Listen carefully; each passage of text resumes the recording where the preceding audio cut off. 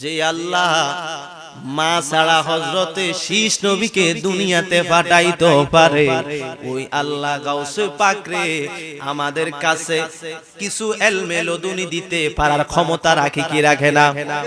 জোরে কোন। তাহলে তুমি একটা মানো আর একটা মানো না।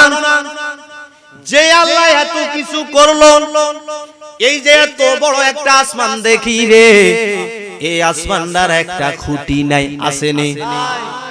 একটা খুঁটি নাই, সামান্য একটা প্যান্ডেল সাজাইছে, অন্তত 15-20টা আমাদের বাঁশ দেওয়া লাগছে, কথা কন না?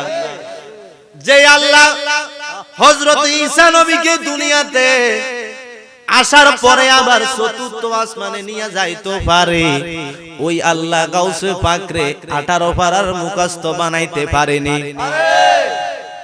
তোমার মা আর আমার মা কোনো এক না, ঠিক কিনা? তোমার মার পেট আর গাউসে পাকের মার পেট এক না। গাউসে পাকের মা পহেলা রমজানে যিনি যখন আসলেন, উনার দুধের স্তন মুখে দেয়, আমার গাউসে পাক মাত্র দুনিয়াতে আসছে, দুধ বক্ষণ করে না, দুধ বক্ষণ করে না। এইভাবে যাইতে যাইতে যাইতে যাইতে যখন মাগরিবের আজান হলো, যখন আজান দিয়া দিছে, উম্মুল খায়ের মা ফাতেমা যখন দুধের স্থান দিল, আমার গাউসে পাক মুখে একটা হাসি দিয়া বক্ষণ শুরু করে দিছে।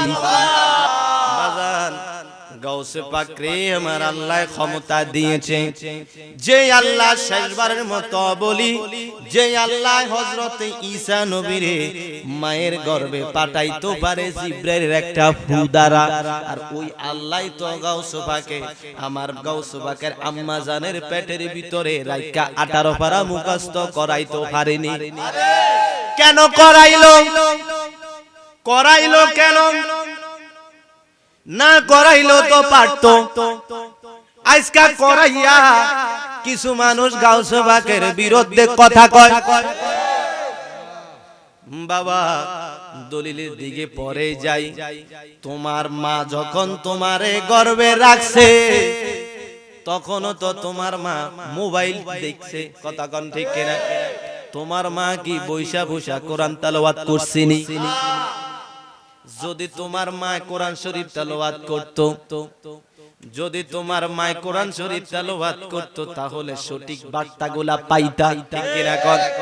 এই যে রমজান আমরা ইফতার করি, কত রকম আইটেম নিয়ে খাই, কিন্তু উম্মুল খায়ের মা ফাতেমার যোগে আলু সব নাই, বেগুনি নাই, পেঁয়াজি নাই, ট্যাঙ্গের শরবত নাই, লেবুর শরবত নাই, শিলা নাই, ইসুপ গোলের বুসি নাই, কিছু খুরমা আর কিছু সাদা পানি।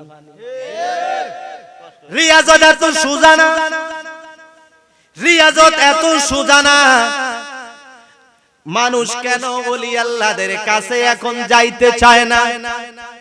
কিছু মানুষ আছে নিজে নিজে পিশাব হয়, তার কারণ হলো কিছু খাসলত হলো আবু জাহেল মার্কা।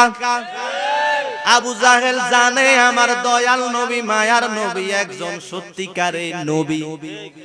আবু জাহেল কয়, বাতিজা আমি জানি তুমি একজন নবী, তোমার কথার কোনো নড়চড় নাই, তোমার কথার ভিতরে 2 নম্বরই নাই, তারপর বাতিজা যদি তোমার কাছে আমি ইসলাম কবুল করি, তাহলে আমার এত বড় রাজ্য সিংহাসন এগুলা দুলিশাত হইয়া যাইব।